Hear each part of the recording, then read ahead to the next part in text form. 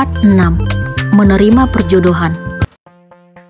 Malam ini seperti biasa, kami makan bersama di meja makan. Sambil menyantap menu yang disuguhkan asisten rumah tangga di rumahku, aku kembali mengingat kata lamaran yang Mas Arfan ucapkan. Kenapa pemuda itu tampak yakin kalau aku yang akan mendampingi dirinya kelak? Di samping itu, mamanya juga bersikap seolah-olah aku pasti tinggal di rumah mereka nanti. Kenapa saat aku telah menyerahkan hati dan perasaanku kepada Kak Dilan, justru Mas Arfan tiba-tiba muncul? Jika memang benar ia serius ingin melanjutkan hubungan pertemanan masa kecil kami ke jenjang yang lebih serius, harusnya ia hadir lebih awal, bukan sekarang. Aku merasa semuanya sudah terlambat. Aku akui, kalau dulu hati dan pikiranku tidak ingin lagi mengingat Mas Arfan setelah kejadian waktu itu. Namun, jika ia menemuiku lebih cepat dan bukan sekarang, mungkin aku akan berpikir untuk mempertimbangkan lamarannya. Aku tidak yakin langsung menolak niatnya. Ren, tadi ayah ketemu Om Mandala. Ayah membuyarkan lamunanku tentang Mas Arfan. Om Mandala? Kenapa nama itu tidak asing? Oh iya, Mandala nama belakang Mas Arfan, juga nama papanya. Maksud ayah, Om Mandala papanya Mas Arfan? Aku ingin meyakinkan apakah benar kalau yang ayah maksud adalah papanya Mas Arfan. Iya, ternyata kamu masih ingat. Bagus deh, ayah senang kalau kamu masih ingat calon papa mertuamu. Apa? Calon papa mertua? Kenapa ayah berbicara seperti itu? Kok ayah ngomongnya gitu? Rena dan Mas Arfan hanya teman masa kecil ya, nggak lebih. Itu menurut kamu. Tapi Om Mandala dan Arfan sudah lama melamar kamu pada ayah. Apa? Itu nggak mungkin ya. Rena nggak punya perasaan lebih untuk Mas Arfan. Aku mengatakan yang harus ayah ketahui. Kakak gimana sih? Cowok secakep Mas Arfan masih ditolak. Kakak kudu rajin-rajin cuci mata. Al tiba-tiba membuka suara. Apaan sih? Anak kecil nggak usah ikut campur urusan orang dewasa. Aku mau runcingkan mulut di depan Al. Ye, disambar orang baru tahu rasa. Pasti kakak nyesal. Aku tidak merespon ucapan Al. Lusa nanti, keluarga Arfan mau kesini sayang. Bunda juga turut membuka suara. Untuk apa bun? Aku merasa heran mendengar penuturan bunda. Ya, untuk bahas pernikahan kamu dan Arfan. Tidak, pernikahan. Bagaimana mungkin orang tuaku tiba-tiba ingin menikahkan aku dengan pemuda yang tidak aku cintai? Bahkan baru bertemu lagi setelah belasan tahun tidak ada kabar. Rena nggak mau bun. Rena masih kuliah. Rena belum berpikir untuk nikah. Aku pun menolak tentang pernikahan yang bunda sampaikan tadi. Aku sangat kecewa karena tanpa sepengetahuanku, ayah dan bunda berniat untuk menikahkan putri sematawayangnya ini dengan pemuda yang tidak terpikirkan sama sekali. Akhirnya, aku pun memilih menghentikan makan malam, lalu beranjak dari meja makan menuju kamar. Aku segera menghempaskan tubuh ke tempat tidur empuk yang selalu setia menemani istirahatku. Aku meraih ponsel yang terletak di nakas, lalu membukanya. Ternyata ada beberapa panggilan tidak terjawab dan satu pesan masuk. Aku pun membuka pesan yang ternyata pengirimnya sama dengan yang kemarin. Aku yakin itu Mas Arfan. Jangan lupa pakai jepitan kuning yang pernah kamu terima dari seseorang saat kamu masih SMP ya. Aku yakin kamu pasti masih menyimpannya. Lusa nanti aku akan melamarmu bersama calon mertuamu. What? Jepitan kuning waktu SMP? Kenapa Mas Arfan tahu kalau aku pernah menerima benda itu dari seseorang? Itu tidak mungkin dari dirinya, karena saat itu keluarganya tinggal di Palembang. Kenapa Mas Arfan seolah-olah memberikan teka-teki kepadaku?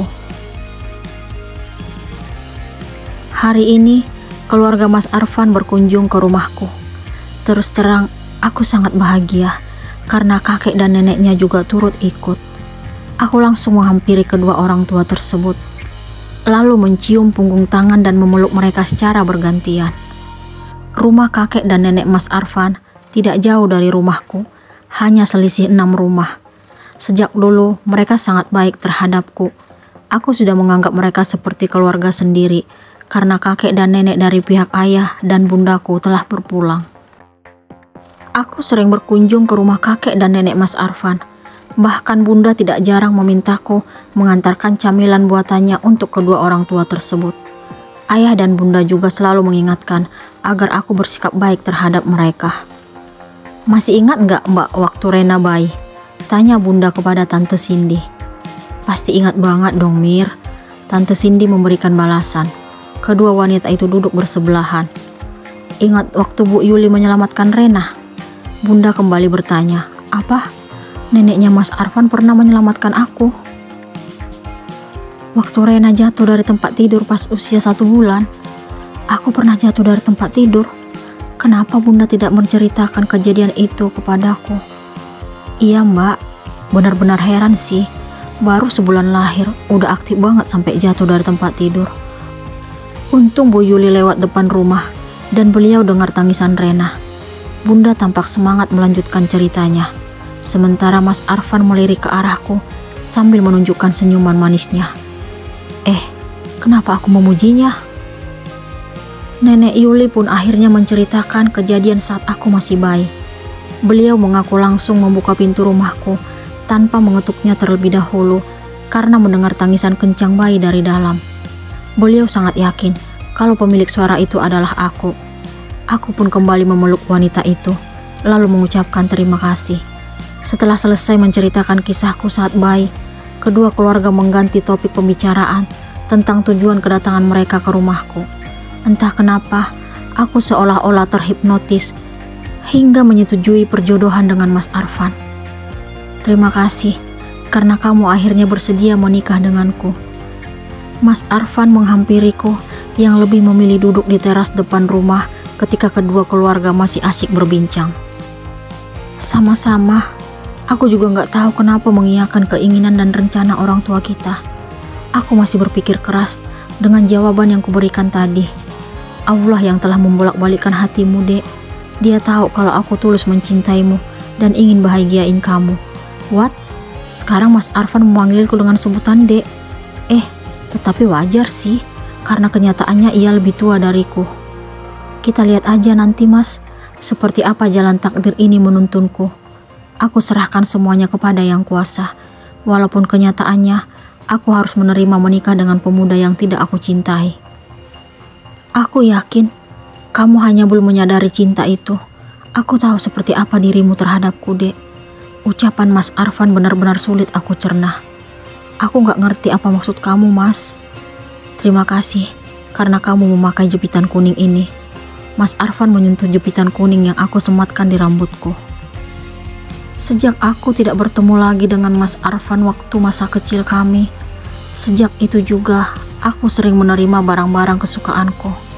Namun, orang yang memberikannya sangat aku kenal, walaupun ia bilang kalau pengirimnya adalah pengagum rahasiaku. "Kenapa kamu tahu tentang jepitan ini, Mas?" tanyaku penasaran. "Suatu saat, kamu akan tahu segalanya." Jawaban Mas Arfan membuatku menebak-nebak. Apa mungkin dia yang mengirimi semua barang-barang yang aku suka sejak dulu?